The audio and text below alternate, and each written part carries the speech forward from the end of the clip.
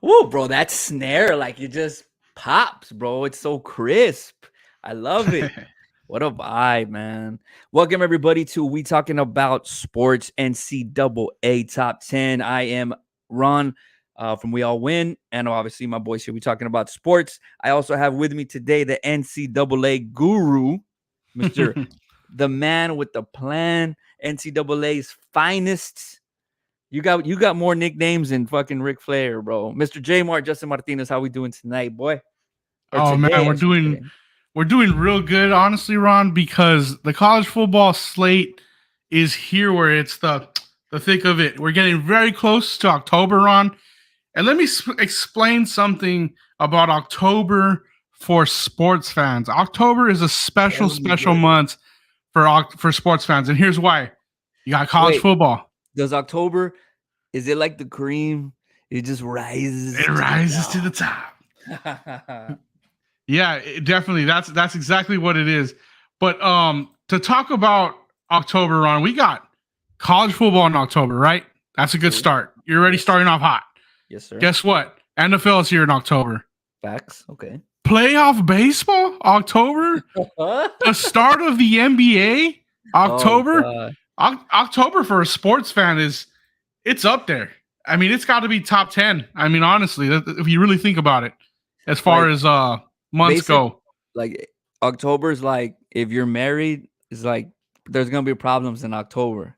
That's when the breakups happen in relationships. That's when the divorces happen, bro, is in October.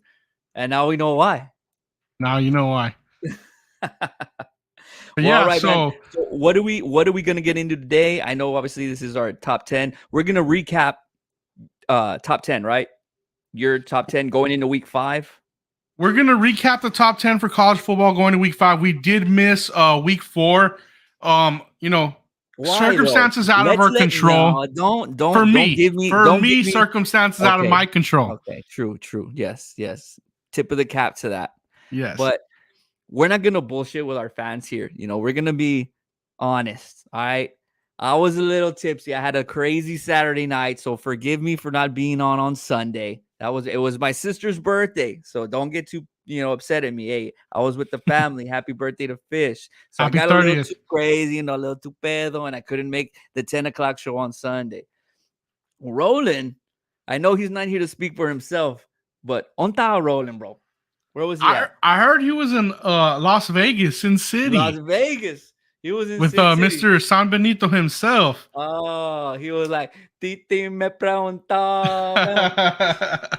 So he was Yeah, out there having something some along those fun. lines. Yeah, hey, shout out to Roland. He was out there having some fun.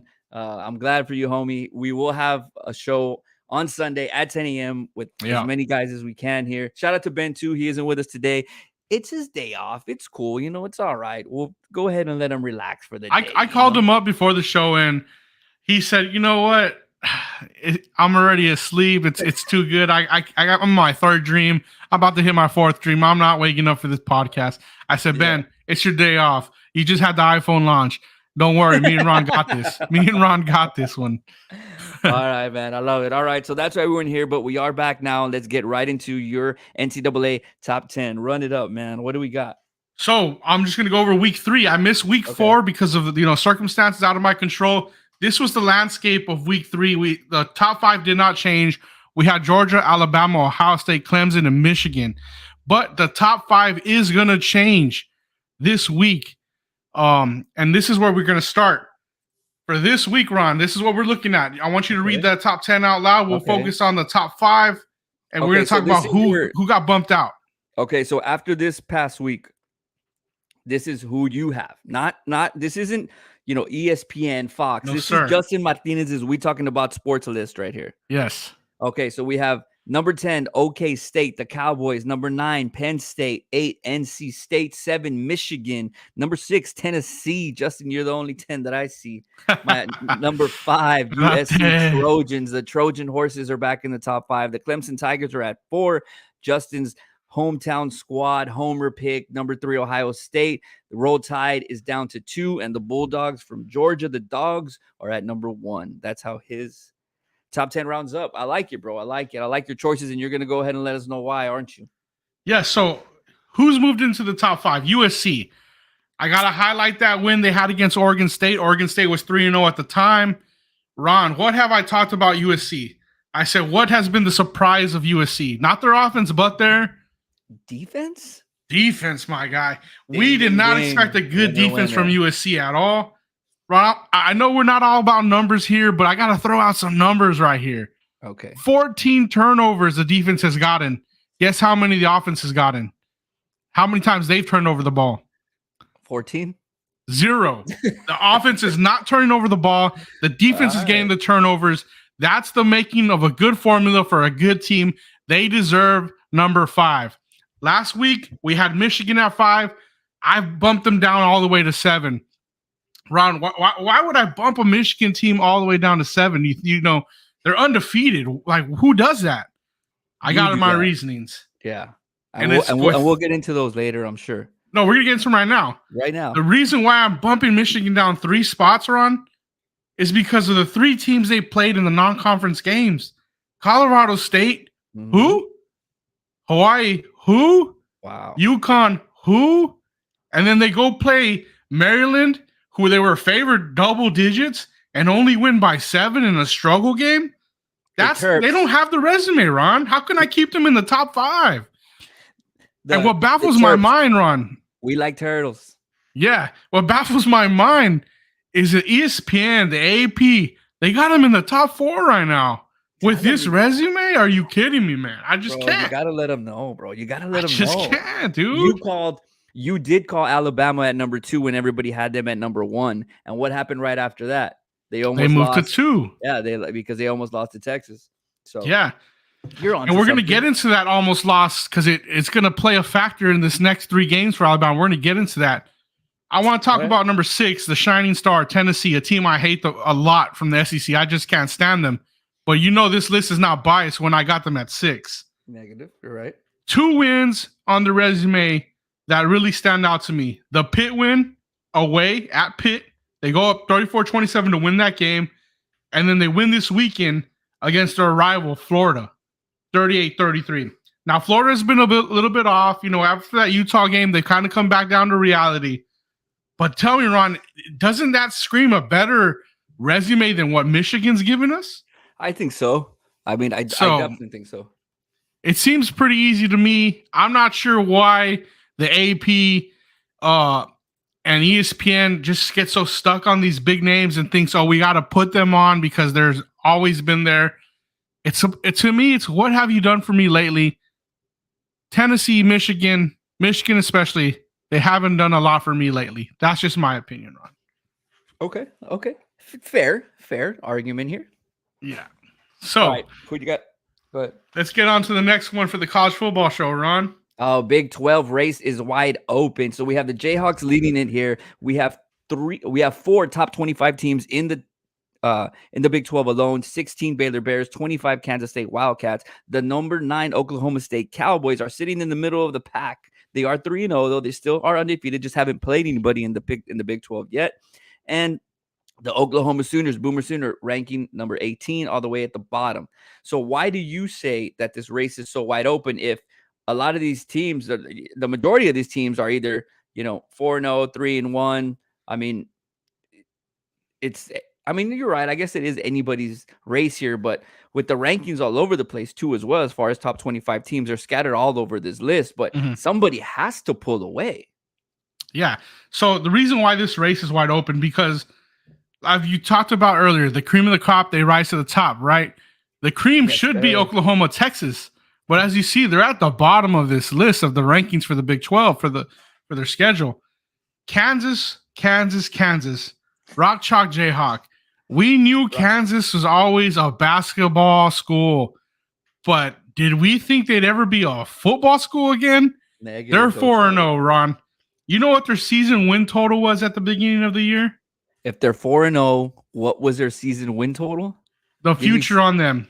Give me 6.5 to be fair. No, bro. 2 wins. Shut the hell up. Vegas had them winning 2 games all season. They win 4 in September. Blow Vegas out the water already.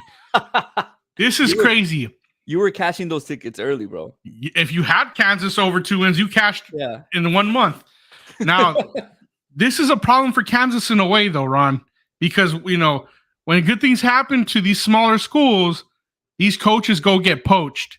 So Kansas is going to have to find a way to keep their coach there, because obviously what he's doing is doing something right.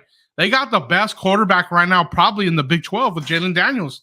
I know people want to say Dylan Gabriel from Oklahoma, but Jalen Daniels is a monster statistician-wise. I think what they're doing is heading in the right way, heading in the right program. They changed the program around.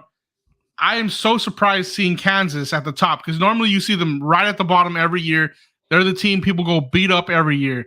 And they're a football school now, and people are going to know that name at the end of the year. Very, very high scoring games too. They have 55 points that they've scored in these 4 games. They have given up 42 though. Yeah. So they're winning closer games, but the fact is they're getting the dubs. Yeah, and I mean, you're going to see a very competitive, exciting game whenever you watch the Kansas Jayhawks, which is also good for TV, which also puts you on the spotlight nationally, and maybe you can get one of those little numbers next to your name. Yeah. I don't see them keeping this up, to be honest. Like, they've already surpassed expectations at 4-0. You deflated the balloon, bro. No, I'm not going to deflate the balloon, but what I'm saying is, can they win 2-3 more games? I hope so, and that would be way past anybody's expectations for Kansas football. Kansas is in the right way. They're doing the right things. They recruited well in the past. They haven't recruited like where you're in the top 25 of recruiting programs, but they've recruited all-star players at certain positions, and they've been good. Now, can they get 2 or 3 of those guys and start changing that program around with this head coach? I do believe so, especially because of the fact that Texas and Oklahoma are leaving to the SEC. So Kansas, the fight for who's going to be at the top of the food chain for the Big 12, Kansas is trying to stake their claim. They're climbing.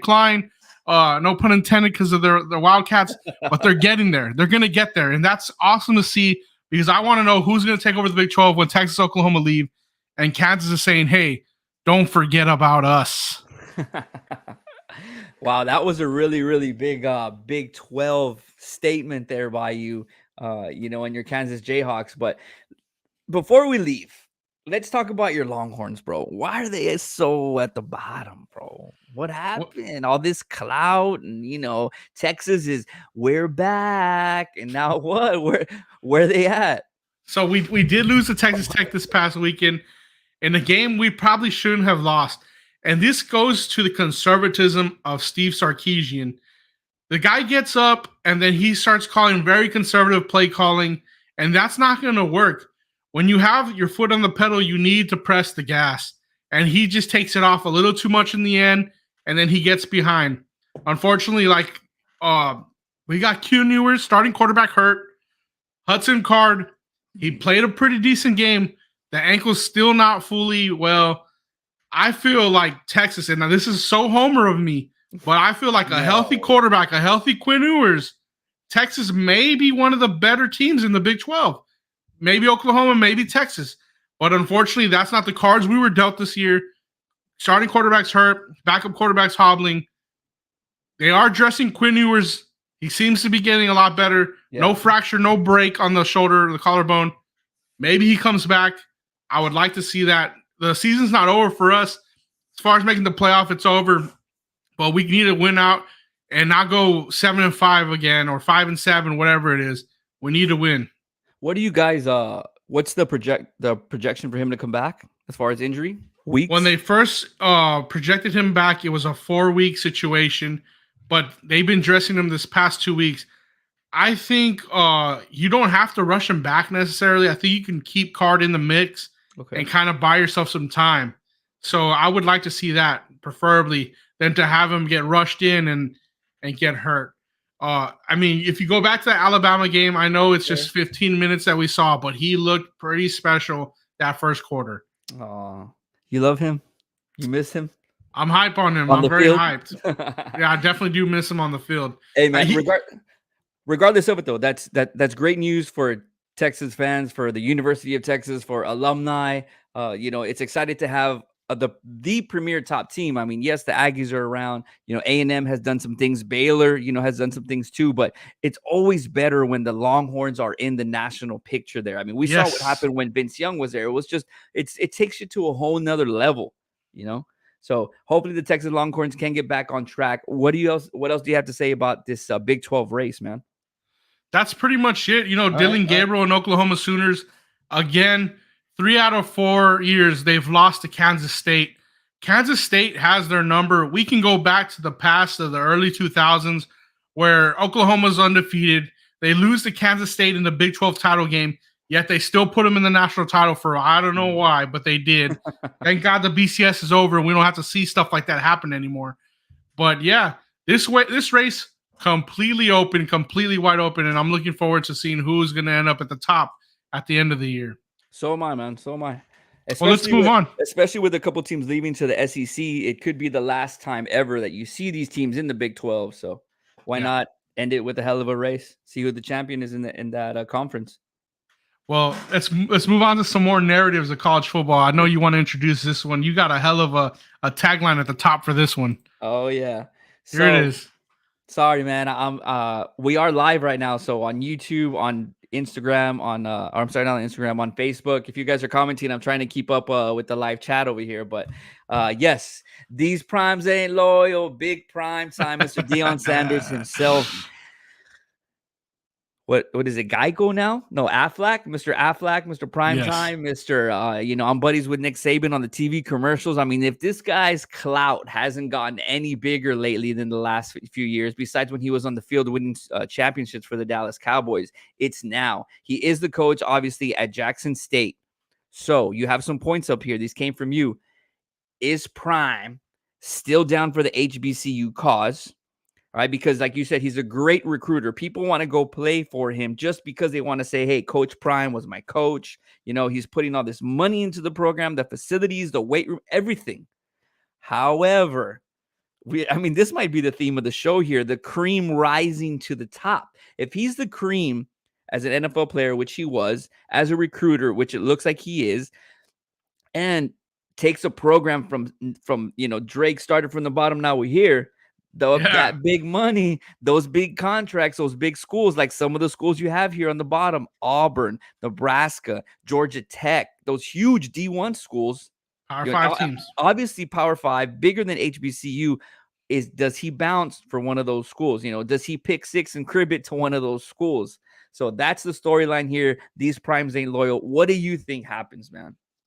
Man, this is a question of heart, because does he follow his heart? He got into coaching to show that the HBCU colleges can, compete with these bigger schools. First year he's there, he goes and plays Florida State. They beat Florida State. Florida State fans start burning his jersey. I was going to say, they're so pissed that they did that to them. Why was that such a big game? Because obviously he went to Florida State. Yeah. So for the point one, we got to ask Deion, does Deion have the heart or does he follow the money? Because the money is going to be there for him. The second point, college football, you win two ways. You win on the field, but in college football especially, you win before you even get on the field with great recruiting. Deion has got the number one cornerback to leave Alabama, to leave the big colleges, the Georgias of the world, to come to Jacksonville State and play for him, Travis Henry. They got the best dude to come over there.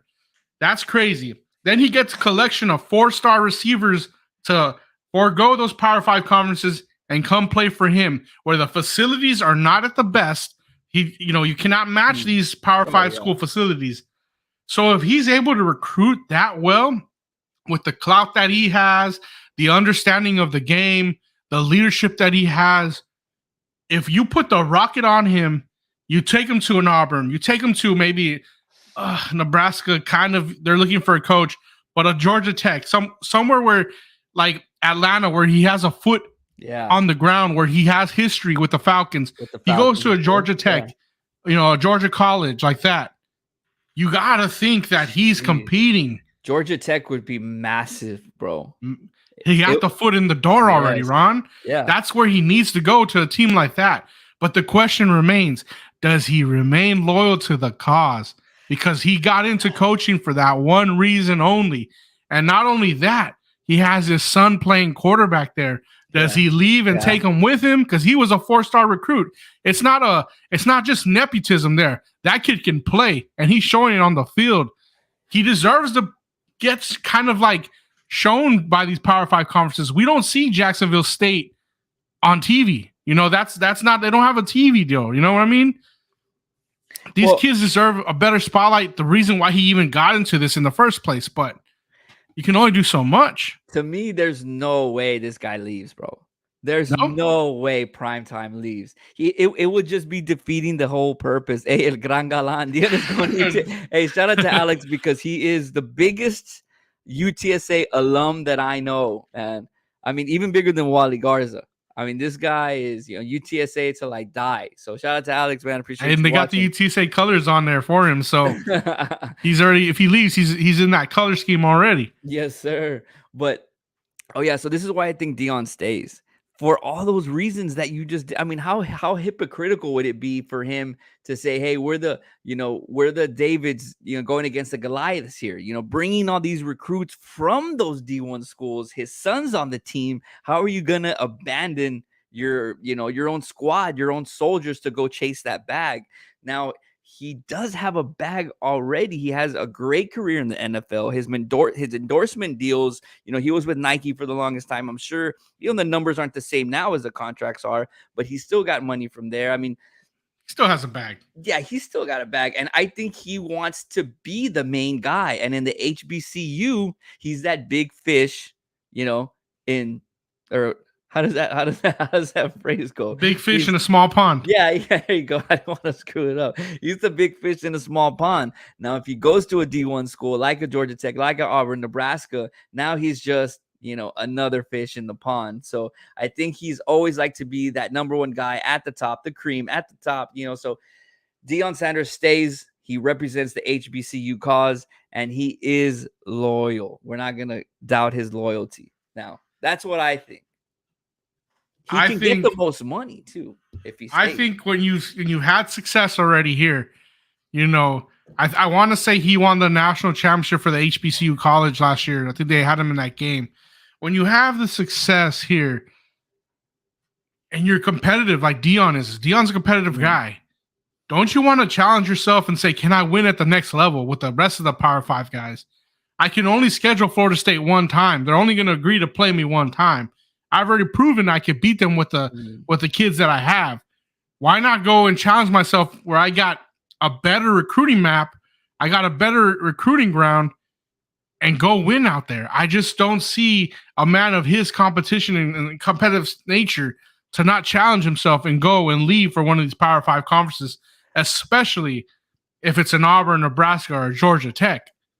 I don't think that he does it now. Maybe he'll do it, I don't know, 7-8 years from now, I would say. But I think he wants to be like the winningest coach and, kind of like that LeBron when he was in Cleveland. Like, I literally have nothing else to prove here. Now, I mean, he's still fairly, he hasn't been a coach for that long. I mean, how many years? Second or third year, maybe. Barely second or third year. I mean, you have to establish yourself the way Saban has established. Now, I don't know if he's going to coach as long as Saban is. It's not what I'm saying, but we all know Saban is the GOAT as far as D1 college football in general. I think he still goes another 4 or 5 years, does what he does, wins all these games, and then he slowly says, okay, you know what? I've done it. I've been here for a good amount of time. Now I'll go to D1. Because he doesn't want to go and, we all know what happens when college coaches go to the NFL.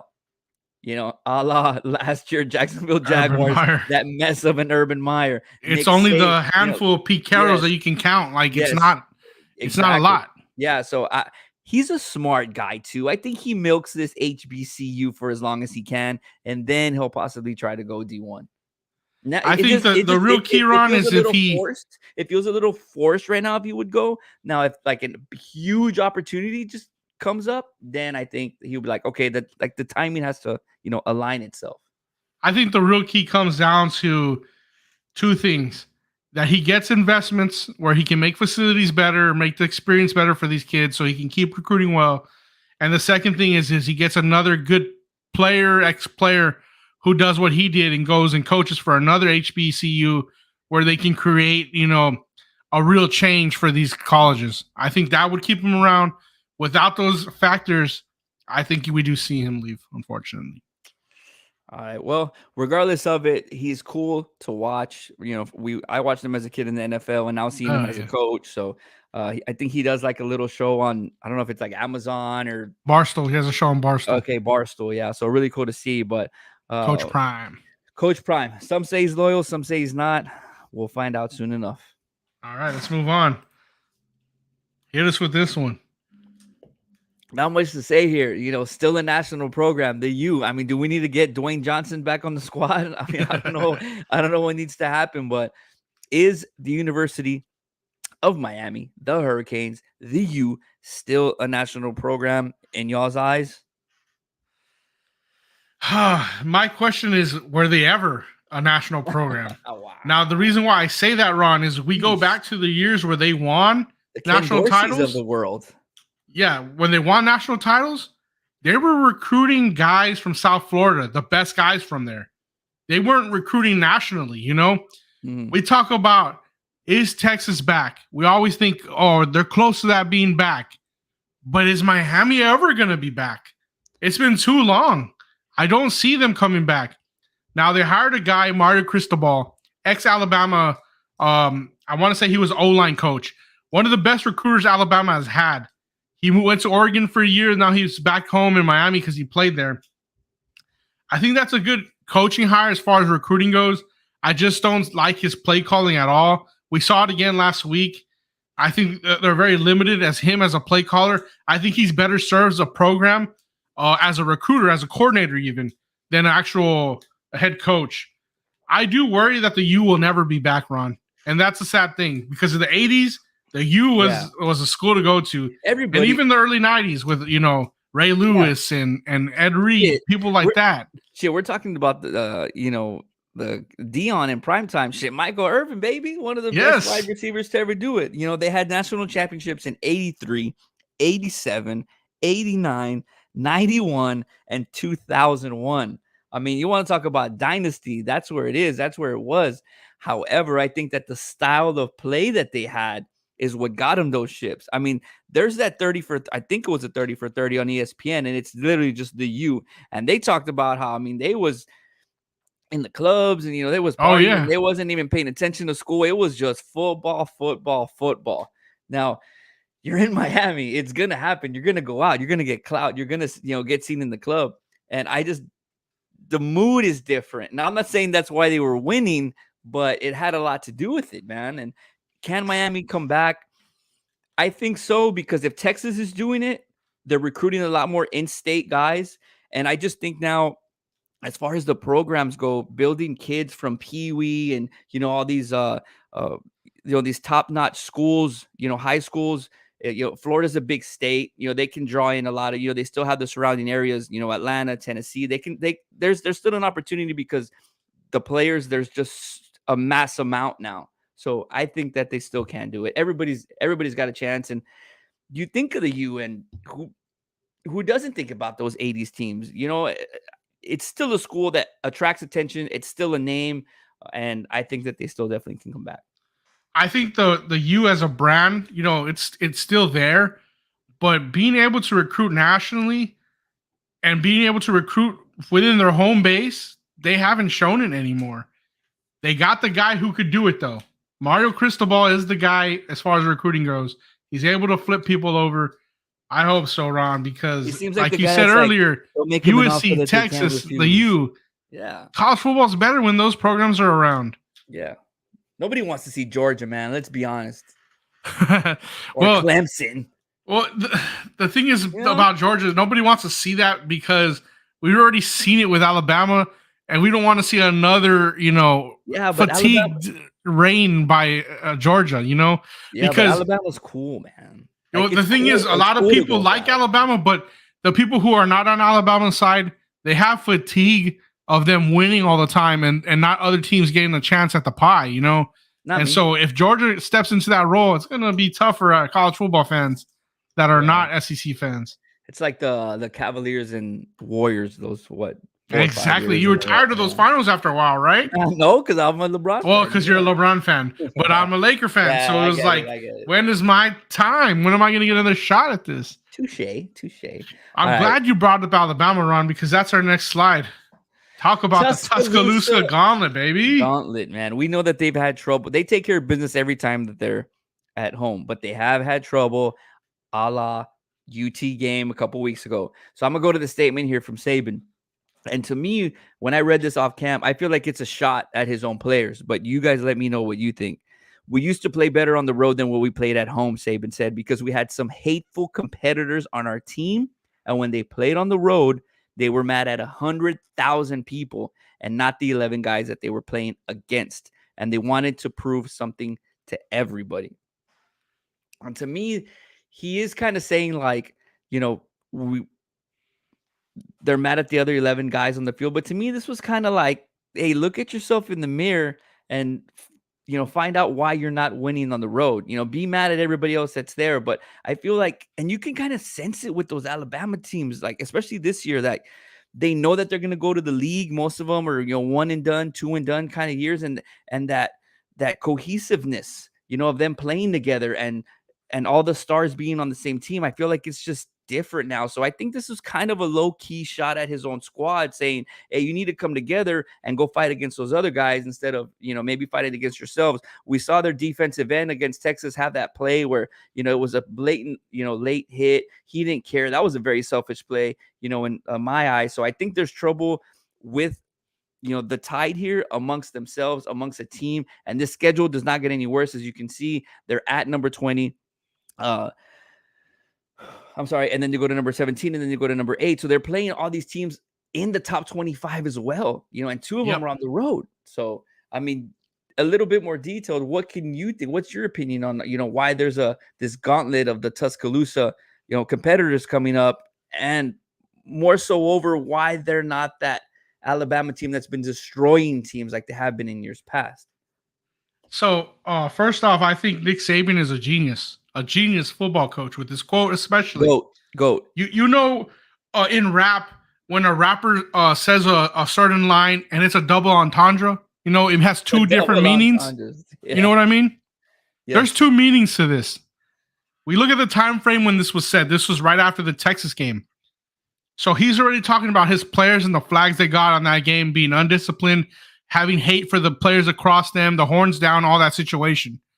But the second part of this is him challenging his team, like you said. Yeah.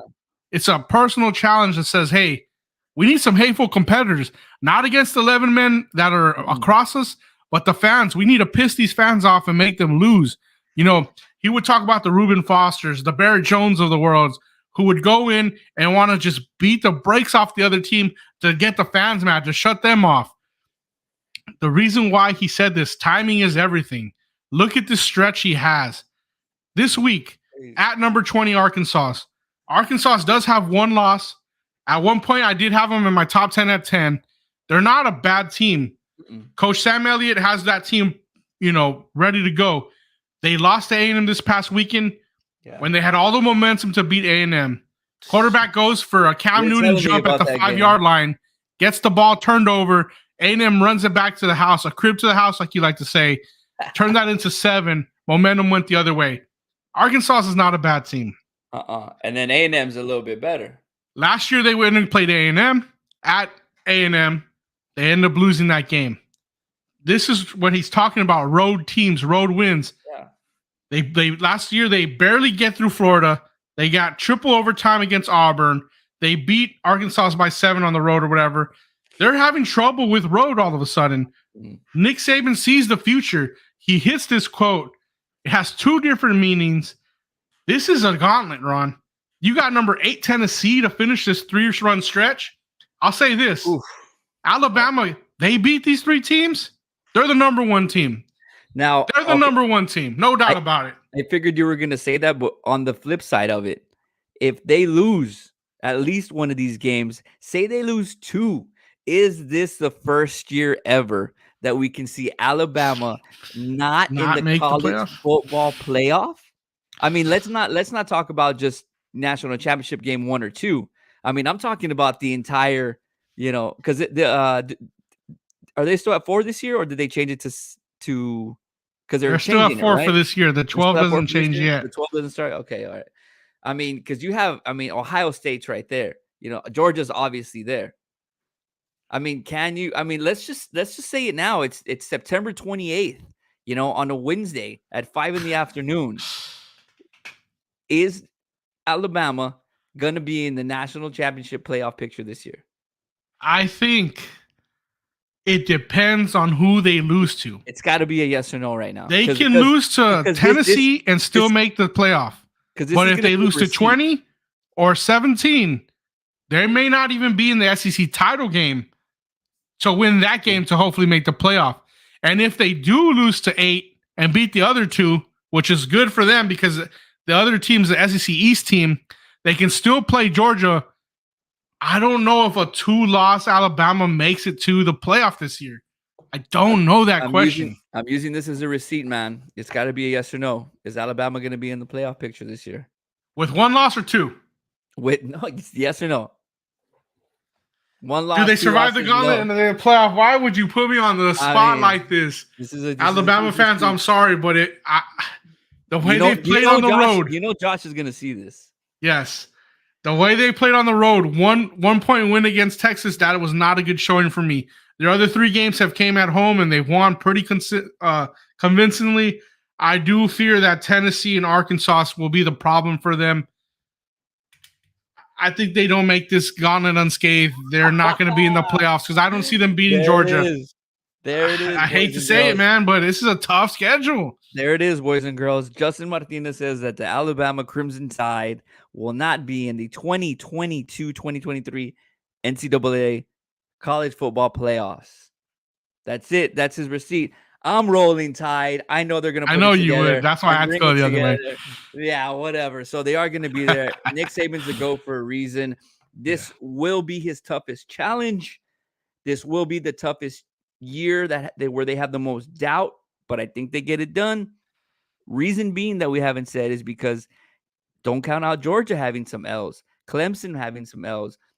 The other teams like Ohio State possibly, losing as well, because college football is not as one-sided as it used to be. It's a lot more competitive now. So I don't think that the gauntlet is only tough for Alabama, but it's tough for the entire top 5 teams in the nation. So I think that's why there might be a little bit more of a carousel this year where 1 and 2 aren't so cemented in there and everybody's fighting for 3 and 4.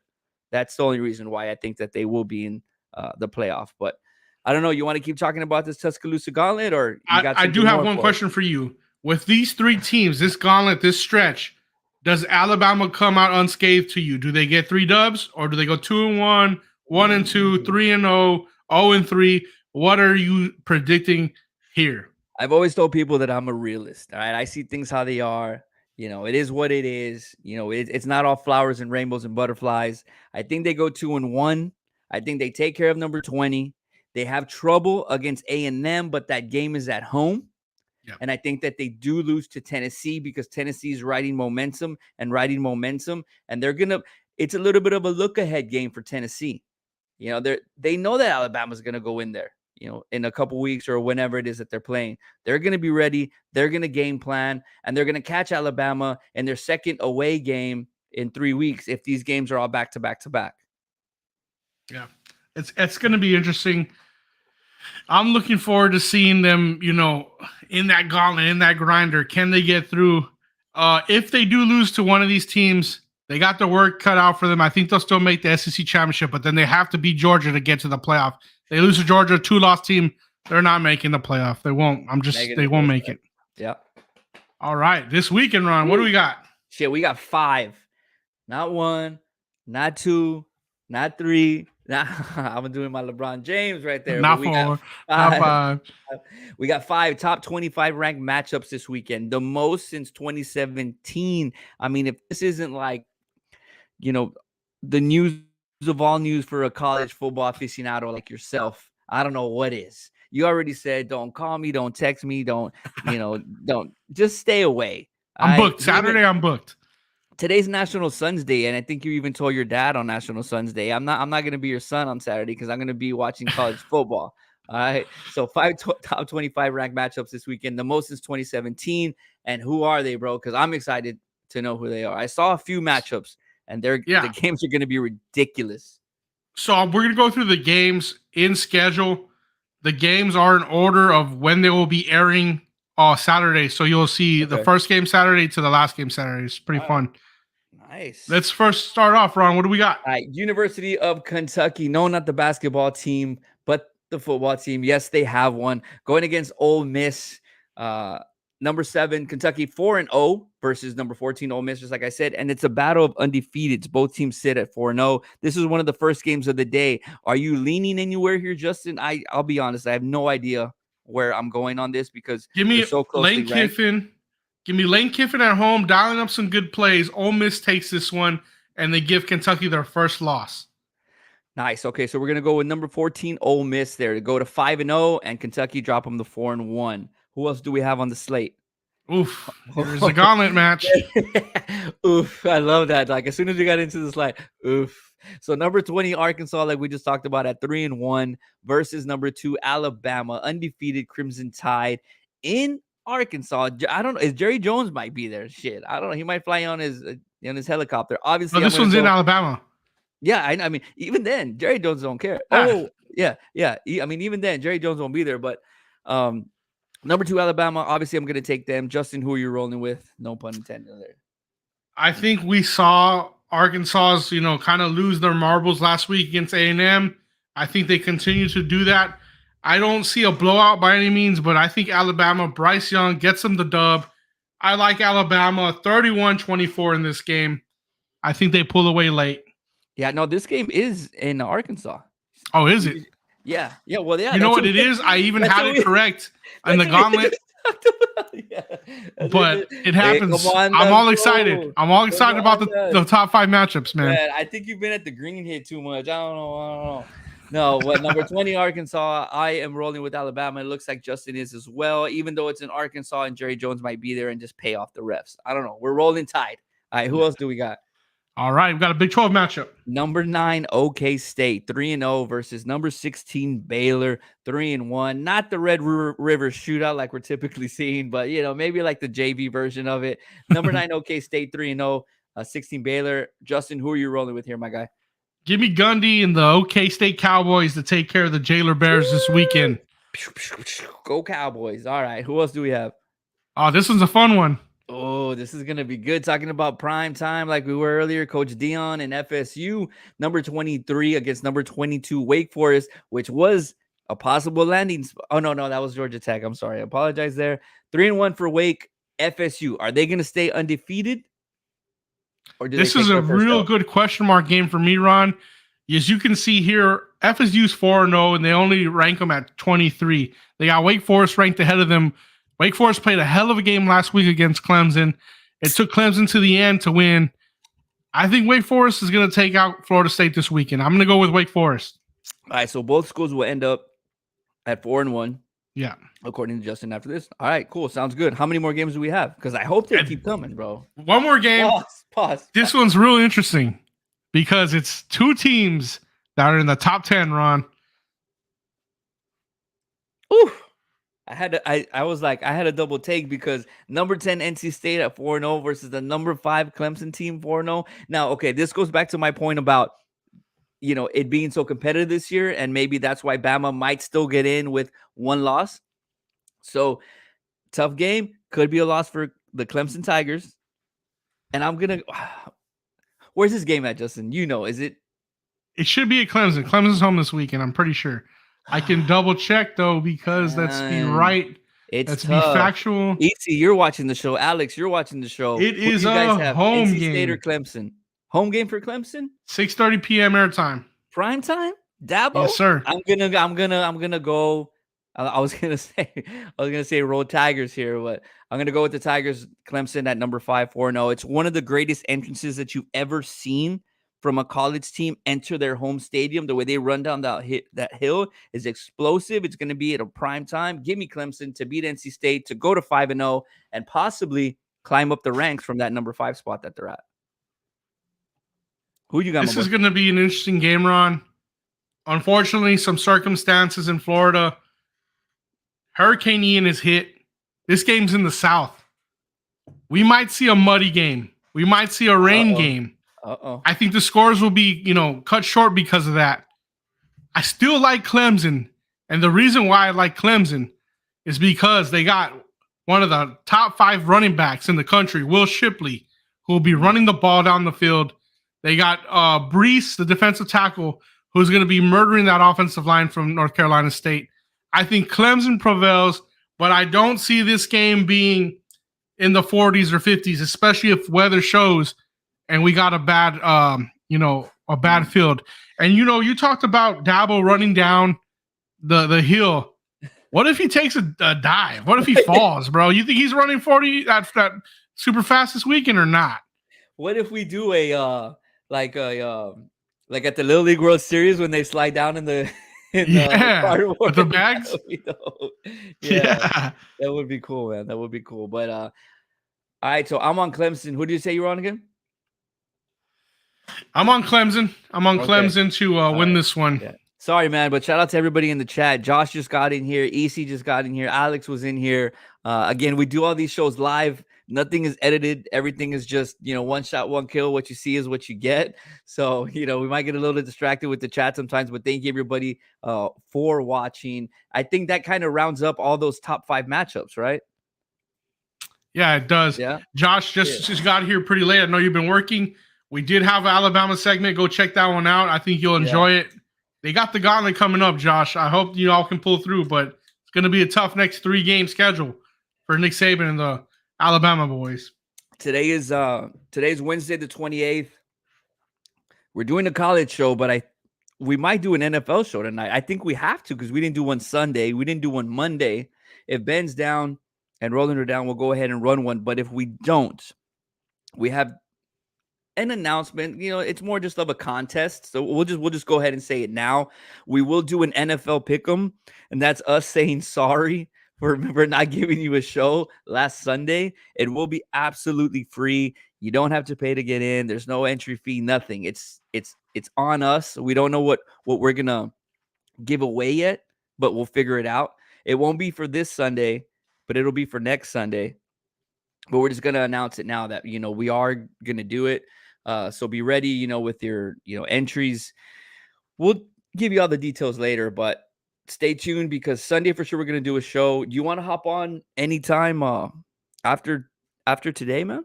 Is there any what else? I mean, you and Ben do MMA a lot. Is there any MMA coming up? You did say that there's baseball now. I mean, we can maybe talk about baseball. Yeah, so I'm sure the baseball playoffs coming in. We're going to be having some sort of baseball playoffs in October. NBA will be coming through. We're going to have some talk about that pretty soon as well. As far as UFC goes, right now we're kind of waiting for the next one, the next big one, which is not really till October, which is Islam Makhachev and Charles Oliveira. We have some fight nights coming up, which is like Mackenzie Dern and Jan's fighting Grasso and. It's really, it doesn't get good until October 22nd. Let's just be honest for UFC. So UFC pods the week before UFC 280, we're gonna have something that weekend. But until then, it's not really happening. The UFC is gonna have a pretty boring stretch. It's like once football is back, what else do you want to talk about, right? Yeah. I mean, once NFL is back and then college is underway, I mean, everything else kind of takes a back seat. It does. But it does until baseball comes around because playoff baseball is something I really enjoy. You know what I was thinking especially with the Astros being in the race they are, Ron. I'm there every night. I'm like, we're almost there. 2 games away from closing it out. No, I told your dad earlier because he's like, oh, Astros is like 1 win away from clinching the first spot. And I'm like, bro, there's only 6 games left. It's the end of the year. I mean, as Dodger fans, I think we clinched back in. We can't all have 100+ wins. June, like that. July, I mean, it's easy for us, bro. But going back to the contest. When the bankroll's that big, Ron. Well, that's why players leave you guys, because you guys can't pay them. We don't pay. So no, but talking about the contest, maybe we will just do one this week because I just thought about it right now. I mean, if we wait 2 weeks, the games are all different. You're right. I mean, does that kind of make sense? Or yeah, no, I get what you're saying, but and odds change. It depends on what the contest is going to be. Yeah, but yeah, I mean, if I have time, I'll put it together and we'll just run one, and then we'll still be hyping the other one up. maybe this week's will be like a little chill prize. A little And then preview. yeah, there you go, like a little preview just to make sure that it works and we don't screw it Yeah, all maybe up. this weekend's just for bragging rights, but the one next Yeah, weekend is for the prize. for sure. Yeah. That's, I mean, to me that sounds a lot better.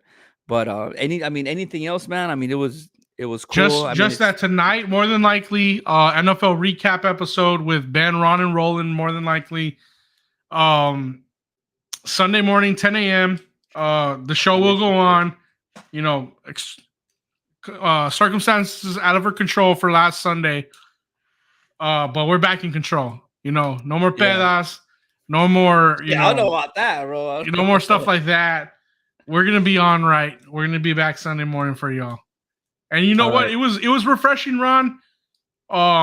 As a person who's putting out podcasts, to get messages from the listeners like, "Hey, what happened to Sunday show?" Yeah. That was cool because it felt like, cool, oh man, they really liked it. I'm just doing it for fun anyway. I like to have fun with you all and talk sports, but the fact that people wanted it was like real refreshing, bro. It's like, dude, that's invigorating. I wanted to have something like that. So. Yeah, I mean, and this is kind of what the show's all about. It's just kind of getting together with your homies and that barbecue talk, that backyard talk. That's what it is. Your pops is on here. Eddie, Eddie, stop typing and make sure to go like the video, Eddie. Josh, you too. Y'all guys make sure to go like the video. I don't think he saw the video today. He's probably gonna have to have a replay, but that's fine. No, yeah, but tomorrow's game we do have for NFL the Bengals. The Bengals and the Dolphins, that's going to be one hell of a game tomorrow. Definitely going to be watching that.